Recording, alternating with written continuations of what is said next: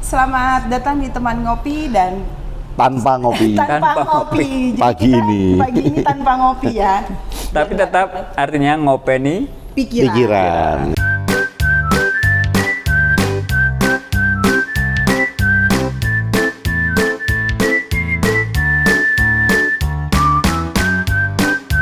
Ya, walaupun belum ada kopi karena masih pagi, kita masih di Bandung. Jadinya baru setelah ini kita mau beli kopi. Oh. Iya. Hari ini nampaknya Bapak letih banget, Pak. Capek Pak Ben, ngantuk. Bukan capek. Ngantuk karena selesai acara itu ya, Pak? dan malam tadi kan barusan ditutup tawon. Ini tumben-tumbenan, Pak. Tumben-tumbennya, jadi di sendal ini ternyata semalam itu ada tawon. Nah, saya pakai sendal ini ternyata dia ngentup telapak kaki. Ya, apa? Ada pesan apa, Pak? Jarumnya itu masih ada. Ada pesan apa sih? Iya, tawonnya kalah sakti ya. Iya, Jadi iya, Bapak nggak bengkak. Jangan-jangan tawonnya bengkak. coba kita cek. Jangan tawonnya sekarang lagi kesakitan. Tapi ini unik. Biasanya tawon kan di kebun-kebun, tapi kita ini sedang dalam ruangan ini, Pak. Iya, dia pengen nongkrong ya. Kayaknya ya. Pengen nongkrong sama kita iya, gitu. pengen ikutan di teman ngopi. Ya. Tapi teman ngopi tadi pagi numpang di Ngajiroso ya. Iya, itu semalam Pak. Semalam. Jadi kita juga hostnya terutama itu kan muncul di Ngajiroso. Hostnya numpang. Ini dalam rangka satu itu, Pak. 1 juta subscriber. subscriber. Teman ngopi juga 1 juta subscriber. OTW. Iya. Nah, kita masih melanjutkan obrolan semalam Pak tentang turnover atau titik balik ya. Biar lewat dulu. Iya. Bentar. Perjalanan spiritual seseorang itu pasti memiliki titik Balik. Pak. Iya. Titik balik ini ada yang berupa bisa didapat dari pengetahuan yang misalnya kita baca buku, penjelasan paparan gitu ya. Ada yang dari kejadian pengalaman. Kejadian pengalaman gitu. Nah, pada saat itu biasanya kan kita blank ya Pak ya. Saya pernah mengalami itu dan blank. Pada saat kita blank itu apa Pak yang harus kita lakukan? Pada saat blank ini kan kalau tanda-tanda fisik itu kan kadang kita mengalami rasa pesimis yang luar biasa, rasa down gitu. Kalau bahasa Pak Ben kemarin itu tiarap ya Pak Ben. Yeah. Tiarap, kemudian nggak mau ngapa-ngapain, bukan nggak mau ngapa-ngapain itu saya Pak ya. Itu bahasa Itu Pak bahasa. Ben. Itu metafora yang kita umpamakan itu adalah Pak Ben. Gitu. Salah ya. Enggak. Pesimis, kemudian bukan nggak mau ngapa-ngapain, tapi nggak tahu mau ngapain. Kan ini poin penting supaya kita juga bisa melakukan refleksi kan. Dan bukan hanya Pak Ben, bukan hanya Evi, saya pun juga ngalamin hal itu. Pada saat di titik itu apa yang mesti kita lakuin? Karena kita nggak tahu, makanya kemudian kita diem. Nah, kalau kita kelamaan diem, kita tidak berusaha untuk cari tahu, maka kemudian itu keterusan. Keterusan kita menjadi orang yang sangat pesimis terhadap hidup. Kemudian menganggap bahwa semuanya itu nggak ada artinya, nggak ada orang yang bantu saya. Bahkan kemudian hidup pun tidak berpihak gitu. Kalau dia masih percaya sama Tuhan, ya dia akan menganggap bahwa Tuhan itu nggak nolong dia. Nggak gitu. adil tuh Pak ya. Nggak adil Tuhan itu, kehidupan nggak adil. Ini yang mesti harus kita waspadai kalau kita ngalamin hal semacam itu. Jangan diem. Apalagi kalau kita punya teman, kita punya sahabat, kita punya komunitas, kita punya orang-orang dekat yang memang itu digunakan untuk saling support kan. Iya. Nah, kita jangan diem aja. Jadi jangan mengharap orang lain itu tahu kondisi kita gitu. Kan kadang gitu kan. Kadang kita berharap oh dia nanti pasti akan tahu kok gitu kan. Oh dia nanti pasti akan tahu. Lah kalau kita nggak ngomong, kita nggak bergerak kan, ya mana mungkin mereka akan tahu kan. Jadinya jangan diem aja kalau posisi seperti itu. Kita tetap bergerak, apalagi kemudian berkomunikasi sama teman-teman kita. Itu kondisi fisik yang terlihat atau kondisi fisikal yang terlihat. Kita akan nggak mau ngapa-ngapain merasa pesimis, Pesimis ya. kemudian Kan apatis Pak ya. apatis bahkan kalau kemudian pesimis, kalau itu berkepanjangan tadi Bapak akan menjadi apatis. Nah kalau sudah menjadi apatis kan susah. Ya, ya. Kalau masih stres, oke kan, pesimis sama dengan stres gitu. Kalau sudah apatis ini kan sama dengan depresi. Ini makin susah. Maka sebelum masuk ke sana, sebelum masuk ke apatis, kita sadari dulu di situ. Karena kalau tidak kan semuanya akan disalahkan. Kalau orang udah apatis, Jadi kita kalau begitu yang terjadi adalah kita merasa korban dari hidup ini ya Pak? ya kita menjadi korban, merasa menjadi korban hidup, merasa menjadi korban ketidakadilan Tuhan. Iya, ketidakadilan Tuhan atau ketidakadilan hidup. Jadi semua orang itu yang salah ya, orang-orang itu kita menyalahkan pihak luar Dan lingkungan. Iya, dan lingkungan. Iya. Sampai akhirnya kita nggak mau refleksi sama diri kita sendiri. Betul, betul. Dan kalau dia merasa Tuhan itu tidak adil terhadap dirinya, maka mungkin dia mencari Tuhan yang lain. Oh gitu. Pindah agama gitu kan, pindah agama. Kalau di agama-agama nggak ditemukan ya dia pindah ke spiritual gitu kan. Dianggap kalau spiritual itu bisa menyelesaikan tanpa Tuhan gitu. Atau kalau apatisnya kayak orang-orang penting yang muncul di YouTube, yang disalahkan itu Jokowi. Oh gitu Pak. Pokoknya semua hal itu salahnya Jokowi. Iya. Setuju sih, setuju. Gitu kan. Ini salahnya Jokowi. Semuanya salahnya Jokowi. Jadi hidupnya susahnya dia yang bikin gitu. Dia yang salah ngambil langkah, itu yang salah Jokowi. Ini pasti orang-orang yang kurang opini Pak. Yang begitu itu. Kurang opini dan mungkin intelektualitasnya Kurang ngopi kayaknya. terlalu tinggi. Kurang ngopi. Kurang Pak. ngopi Mas. Kurang ngopi ya, kurang ngopi. Ini sayang kita tidak bisa, mari ngopi gitu.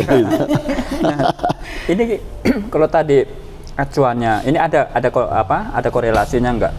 Ketika seseorang dalam kondisi yang tiarap tadi, ada korelasinya nggak antara tingkat umur, tingkat kesadaran, tingkat kedewasaan, barangkali dari sisi usia misal, dia sudah ya sudahlah, toh power untuk mensupport itu juga belum dia dalam gambaran gitu kan.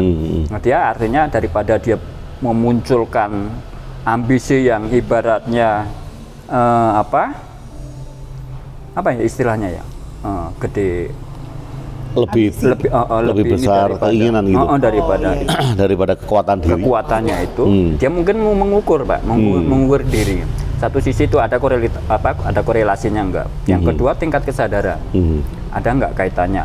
Mungkin karena dia bisa lebih bijak mensikapinya dan dia ambil keputusan itu dengan entah tujuannya apa atau bagaimana korelasinya Pak? Sekali lagi ini terkait sama pengalaman hidup atau pengalaman masa lalu ya. Ini kan membentuk orang, dia mau terus berjalan atau bangkit atau kemudian mengatasi itu semua atau tidak gitu. Kalau kita berbicara agak sedikit ilmiah, agak sedikit akademis gitu. Padahal teman ngopi ini kan bukan channel akademis ya, bukan channel ilmiah ya. Tapi kalau kita berbicara itu kan kita punya kecerdasan untuk mengubah hambatan menjadi peluang. Gitu kan. Namanya adversity quotient. Ada intellectual quotient, kesadaran intelektual, kecerdasan kemudian ada kecerdasan emotional quotient, kemudian ada spiritual quotient. Nah ini ada adversity quotient, kecerdasan untuk mengubah hambatan menjadi peluang. Nah ini itu pun muncul karena pengalaman-pengalaman hidupnya. Jadi kecerdasan ini kan tidak muncul begitu saja. Kalau di pengalaman-pengalaman hidup sebelumnya itu orang ini adalah termasuk easy ya, easy itu santai. Ya udahlah, ada masalah ya nanti akan hilang sendiri gitu kan. Kemudian semua hal dia punya filosofi akan indah pada waktunya. Nah kan, kalau ada waktunya. Nah kalau waktunya ada gitu, akan indah. Tapi itu dianut oleh banyak orang kan, akan indah pada waktunya. Nah kalau dia masih remaja, dia masih dewasa lah, itu kan masih mending. Karena kan dia berpikir bahwa akan banyak kesempatan kan. Nah tetapi karena itu dibangun pada saat dia remaja dan dewasa, pada saat sudah berumur lebih lanjut, dia menganggap bahwa itu sama. Jadi nanti juga selesai sendiri. Semuanya juga akan terselesaikan gitu kan, waktunya juga tiba.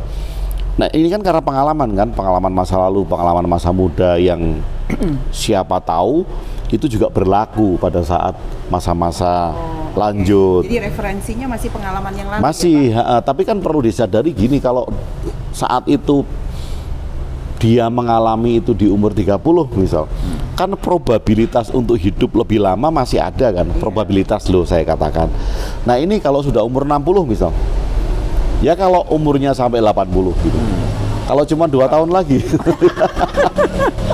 ya kan kesempatan untuk Ya, kita nggak pernah tahu ya, Pak. Betul, kesempatan untuk membuat cerita baru di dalam hidupnya kan menjadi tidak ada kan. Peluangnya lebih kecil. Peluangnya lebih kecil, jadi mengapa nggak dilakukan dari sekarang gitu, kalau memang menyadari itu di masa-masa yang lanjut. Paling tidak kan ada sebuah cerita yang ditorehkan yang lebih indah daripada sebelumnya gitu. Syahdu banget itu. Nah itu tadi yang membuat Don kalau dari fisikal, kemudian kalau dari emosional itu juga terbentuk dari hal-hal yang lalu. Kalau emosinya dia belajar pengalaman emosi pada saat remaja dan dewasa sama, kalah gampang gitu. Semuanya nggak bukan diambil hati ya. Ya tidak harus diambil hati. Kalau diambil hati itu kan kemudian kalau bahasa Jawa itu tatu neng hati gitu kan. Baper mungkin. Baper gitu kan, Luka. baper, luka. Nah, pengalaman-pengalaman yang nggak ngambil hati, ya udahlah semuanya santai, itu bagus sebetulnya. Ada bagus. sisi positifnya. Ada sisi positifnya. Tetapi sisi tidak memberdayakannya adalah semua hal akan dianggap sama. Jadi nggak baper itu bagus. Tapi kalau kemudian Tidak belajar gimana, Pak? lah, akhirnya kan nggak belajar. Kalau baper itu boleh supaya memunculkan empati. Tapi kemudian kalau baper berkelanjutan itu apa namanya ya? Julid. Baper berubah jadi julid karena kepanjangan. Karena kepanjangan. Iya. Nah baper boleh dalam satu waktu. Kalau nggak baper kan kita tidak tahu gejolak emosi kan. Mati rasanya. Mati rasa ya. Hatinya itu kayak dingin gitu. Sedingin es gitu. Nah jangan sampai, maksudnya baper boleh, jangan berkepanjangan, supaya kita tahu gejolak emosi. Dan kemudian kita tahu bagaimana mengubah baper itu menjadi empati. Kalau kita tidak dimulai dari baper kan kita nggak bisa empati kan. Merasakan kesusahan orang lain, kemudian bagaimana saya bisa mengolah emosi saya menjadi lebih baik kan gitu. Dalam kondisi seperti itu, kalau diterus-teruskan dia jadi nggak melihat peluang-peluang kecil yang muncul, Iya, Pak, ya. yang seharusnya bisa dilakukan kan gitu kan. Dilakukan. Misalnya kalau kita punya uang 100.000 itu kan tetap bisa kita putar kan. Iya. Nah kita tidak meluang, Melihat. ini gara-gara kurang ngopi, Iya. tidak meluang, jadi masih belibet kata-katanya. Tidak melihat peluang gitu kan, kok tidak melihat peluang sekecil itu kan, karena satu baper tadi, kemudian kita pesimis, apalagi sampai apatis. Wah kalau apatis nggak Lebih akan parah. melihat semuanya kan, lebih parah lagi. Kayaknya dia curiga deh Bunda, Ada kucingnya. sesuatu yang Ada sesuatu yang dicari itu, bau kucing yang lain kan. kalau udah apatis nih kayaknya perlu detox, Pak, ya. Oh iya, Detox itu dia Pak Ben. Nah. Kalau sudah apatis, ini susah Pak Ben mau didorong. Kalau dia masih pesimis, Masih bisa. diajak untuk yuk dipompa, ya. ikut detox gitu. Iya. Kalau sudah apatis, ini yang kita sendiri repot loh. Oh. Menghadapi orang apatis ini repot. Bagaimana kalau misalnya memang berarti harus, kalau udah susah untuk di detox gitu ya Pak ya, berarti harus tumbuh dari dirinya sendiri untuk menyadari. Kalau dia sudah apatis, kalau saya ya kita tunggu aja lah. Ya udah apatis mau ngapain? Iya. Kita mungkin maksud Bapak adalah ketika ada peluang dari orang lain yang datang, mungkin dia ya semua itu akan lewat-lewat aja. Oh iya, kalau sudah apatis nggak mau ngelihat apa-apa kan, makanya ya udah tunggu aja lah. Kalau mau berubah ya syukur, nggak juga syukur, tinggal nunggu dikuburin. Artinya teman-teman, mungkin kan setiap orang kan pasti pernah mengalami itu ya. Saya sendiri pernah mengalami terpuruk seperti itu. Bahkan maksudnya kayak bangun tidur aja mau mikir ngapain sih saya hidup gitu ya. Itu pernah terpikir gitu di masa-masa seperti itu. Aduh mau ngapain sih saya hidup gitu kan. Hanya untuk mencari semangat aja, alasan untuk hidup itu susah gitu kan ya. Ini begini udahlah, semua juga akan berjalan semestinya. Udah mungkin saya mati aja gitu ya Pak ya. Nah itu mungkin bukan hanya saya yang pernah merasakan itu gitu kan. Nah mungkin saran dari kita adalah ya jangan sampai apatis itu muncul ya Pak. Kita yang membuka diri, sama seperti saya waktu itu saya walaupun tidak bercerita tapi saya saya ingin ketemu teman gitu kan, artinya supaya saya bisa melihat peluang-peluang yang lain, saya nggak fokus ke sakit yang saya rasakan ya Pak. Dan itulah gunanya teman kan, bukan teman yang toksik ya. Iya. Kalau teman toksik itu mungkin diri kita yang toksik, jadi nganggap teman itu toksik gitu. Iya, itu bisa jadi juga ya Pak. Oh, bisa jadi ya. Lagi di ini, teman saya nggak peduli nih. Saya mau cerita dia nggak mau, padahal mungkin sayanya yang belum mau cerita, tapi saya menganggap teman saya nggak mau dengerin cerita saya ya Pak ya. Iya. Udah. Nah itu kan manfaatnya kan kalau kita punya teman, punya sahabat, punya komunitas, punya orang-orang lah yang sudah tahu bahwa itu support gitu. Iya. Tadi kalau apatis nih lawannya apa Pak ya? Kalau optimis kan dari lawan pesimis. Pesimis ya. Kalau apatis apa ini Pak? Apatis ini kita lanjutkan setelah ini Pak Ben. Kita lanjutkan setelah ini.